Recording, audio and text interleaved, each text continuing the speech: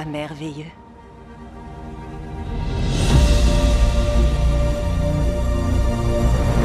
Bonjour tout le monde, bienvenue pour cette nouvelle vidéo avis. Il n'y a pas eu de vidéo la semaine dernière pour une raison très simple, je vais pas tourner autour du pot. Déjà j'avais prévenu qu'il y aurait moins de vidéos dès la dernière vidéo. Il faut reconnaître qu'il faisait chaud, il faisait très chaud. Je suis dans une pièce qui n'est absolument pas... Globalement la maison n'est pas climatisée, donc...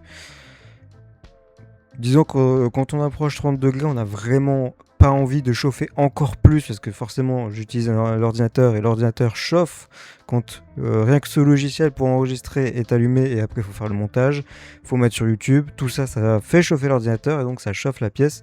Quand vous avez 30 degrés déjà dans la pièce, honnêtement, j'exagère, j'étais à 29. Donc très honnêtement, non, ça passe pas. Et d'ailleurs, il y a une nouvelle canicule potentiellement qui arrive la semaine prochaine, donc vous étonnez pas s'il n'y a pas de vidéo la semaine prochaine. De toute façon, j'ai prévenu et je repréviens. Il va y avoir de moins en moins de vidéos. Je dis pas que je vais arrêter. Je vais me lancer sur d'autres trucs en même temps. Et donc, ça va pas forcément être compatible. À voir. Honnêtement, à voir. Mais voilà, j'arrête pas parce que, honnêtement, je ne sais. C'est plutôt flou et c'est pour ça que je ne peux pas vous dire j'arrête. Et je peux vous dire juste, il va y avoir un peu moins de vidéos. Voilà. Le film du jour qui apparaît juste ici, c'est Life of Chuck en version française. La version originale, c'est The Life of Chuck avec le magnifique accent. Pourquoi la version française a enlevé le The, je ne sais pas. Le film est sorti le 11 juin 2025. Ah, c'est dommage. Si je l'avais fait, ça aurait pu être quasiment pile un an plus tard. Bref, le 11 juin 2025, qui dure 1h51. À la réalisation, nous avons Mike Flanagan, qui, il me semble, a réalisé donc la suite de Dr. Sleep. Je ne sais plus comment ça s'appelle. Ah bah c'est Dr. Sleep, pardon. La suite de Shining. C'est ça, il me semble, c'est de Dr. Sleep. Et toujours adapté de Stephen King, du coup. Comme ce film, d'ailleurs, c'est un roman de Stephen King. Un court roman, il me semble, j'ai vu. Avec au casting principalement Tom Hiddleston qui joue donc Chuck, je sais plus son nom complet. Et on a aussi Mark Hamill et Jacob Tremblay. Mark Hamill qui est donc le fameux Luke. Je suis ton père. Bon. Alors pour les notes Allociné, nous avons pour la presse la note de 4,1 sur 5. Ce qui est très bien, effectivement, vous l'avez tous remarqué. Et pour les spectateurs, on est à 3,9. Et pour ma part, on est sur un bon 8,5 sur 10 parce que j'ai bien aimé. Avant d'entrer dans le détail, on va directement parler du film, du synopsis, enfin du résumé du film. Globalement, ça va pas être très compliqué pour une fois. Donc ce personnage qui est Chuck, la vie de Chuck, c'est le nom du titre du film. D'ailleurs, c'est le nom du roman aussi en version originale, enfin en version française, pardon, c'est la vie de Chuck. Voilà, comme le film du coup. Et donc ce film Life of Chuck parle donc de cette vie de Chuck. Nous avons 3 actes dans le film.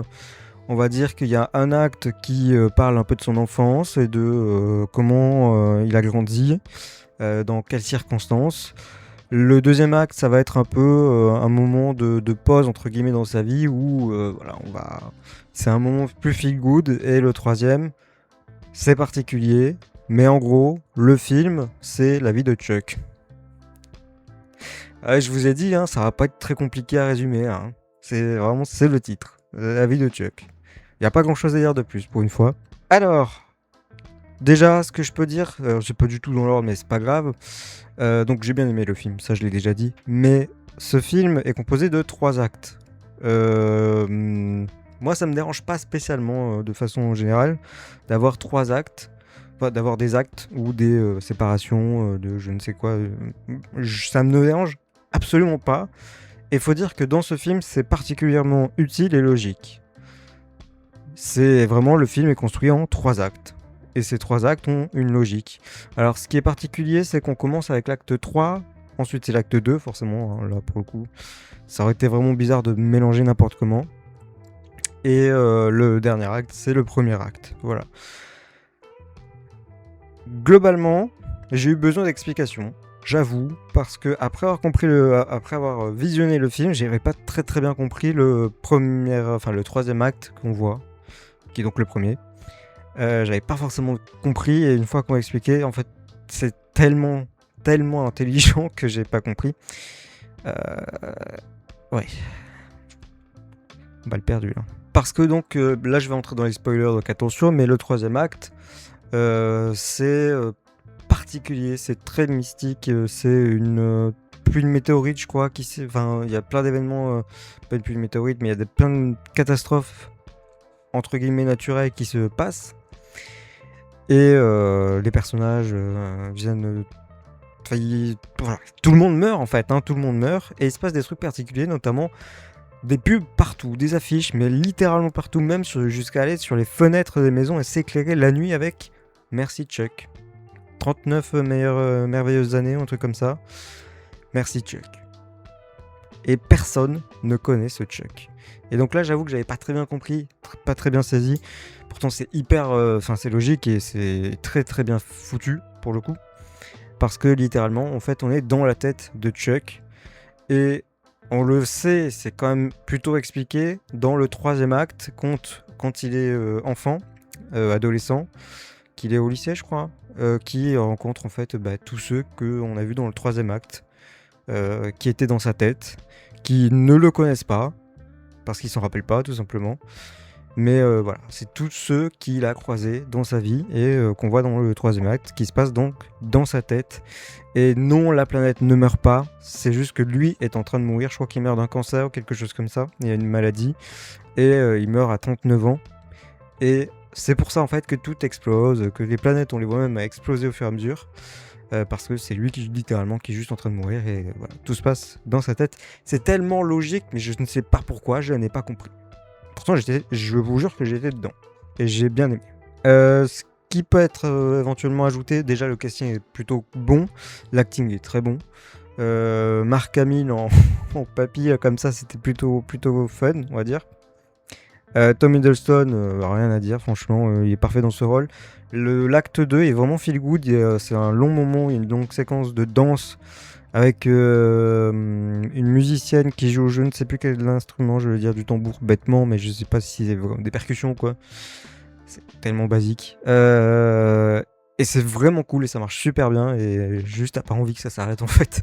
Genre t'es tellement bien dans cette scène que tu vois pas le temps passer. Et vraiment, je l'ai dit, tout le film, tu vois pas vraiment le temps passer. Le film est vraiment bien. Cela dit, j'ai vu des trucs comme quoi c'était feel good. L'acte 2 en l'occurrence est feel good, mais le reste du film est plutôt déprimant parce que ça parle quand même, la première partie c'est la mort et la troisième partie c'est la mort aussi. Donc quelque part, calmons-nous sur le feel good quand même, hein. C'est une majorité de morts hein, là-dedans, de déprime un petit peu. Mais personnellement en tout cas, ça ne m'a pas vraiment dérangé, ça m'a pas sorti du film et je peux quand même dire que c'était un moment agréable. Oui, donc je voulais ajouter, mais je l'ai pas ajouté, tant pis, je le dis maintenant, que la réal est vraiment adaptée au concept. Alors ça reste du Stephen King, c'est pas un film d'horreur, il y a un petit truc d'horreur vite fait, mais c'est surtout dans la tête des gens. Sinon, c'est pas très horrifique, et de ce que j'ai compris, le réalisateur est plutôt un réalisateur qui aime faire des films d'horreur. Donc c'est vrai que c'était plutôt inattendu, même si c'était une adaptation à nouveau de Stephen King. C'était plutôt inattendu et ça passe très très bien. Franchement, c'est très très bien réussi. Il n'y a aucun souci là-dessus. Ça se voit de toute façon sur les notes presse ou spectateurs. C'est un bon film et j'en ai vaguement entendu parler, mais je vous le dis, si vous n'avez pas vu ce film, que vous n'en avez d'ailleurs pas entendu parler, je vous conseille vivement de le regarder parce qu'il est vraiment très bon, hein. J'ai pas grand chose de plus à dire sur ce film. J'ai fait le tour. C'est vraiment un bon film, très bien fait, très bien construit. Tout est logique, parfaitement logique. Vous avez tous les indices qui sont là et à vous de les assembler. Parfois, il y a des petites aides, mais honnêtement, c'était pas directement dit que le troisième acte, en fait, ça se passait dans la tête. Bon, bref, c'est de la logique et voilà, il faut réfléchir un petit peu, ce que je n'ai pas fait. Ce que je fais peu souvent d'ailleurs, donc vous savez, moi je... Bon. Mais la deuxième mal perdue. Voilà, c'est tout pour mon avis sur le film Life of Chuck. Je vous conseille donc de le voir. Nous, on se retrouve, je ne sais pas quand. Ah, je peux plus dire ça du coup. On se retrouve bientôt. Et vous allez voir, il va y avoir du pâté. D'ailleurs, je voulais essayer de... Il y a plein de films qui sont sortis récemment. Il y avait Mandalorian. Je suis pas très fan de la série, mais je voulais quand même en parler. Je voulais parler de Supergirl. Je voulais parler de Gaulle. Il y a plein de films que j'aurais voulu vous faire, mais je ne peux pas. Littéralement, je ne peux pas. Donc, ça arrivera quand j'aurais pu. Voilà. Puis après, il y a des films qui sont sortis avant et que je rattraperai forcément dans l'année. En fait, ce que je voulais éviter, c'est d'avoir trop de films à rattraper que je pourrais pas rattraper cette année, mais que je rattraperai l'an prochain et que du coup, je peux pas mettre dans les top 5 et les flops 5 de l'année 2026. Et c'est ça qui m'énerve précisément. Surtout qu'en plus, si je voyais tous ces films, je pourrais élargir au top 10 et au flop 10. Mais bon, on verra ce que ça donne. Voilà, sur ce, merci d'avoir regardé cette vidéo. On se retrouve donc peut-être la semaine prochaine, mais honnêtement, avec la canicule qui arrive, s'il fait trop chaud, n'y comptez pas. Voilà. On se retrouve bientôt. Je vous souhaite le meilleur, portez-vous bien.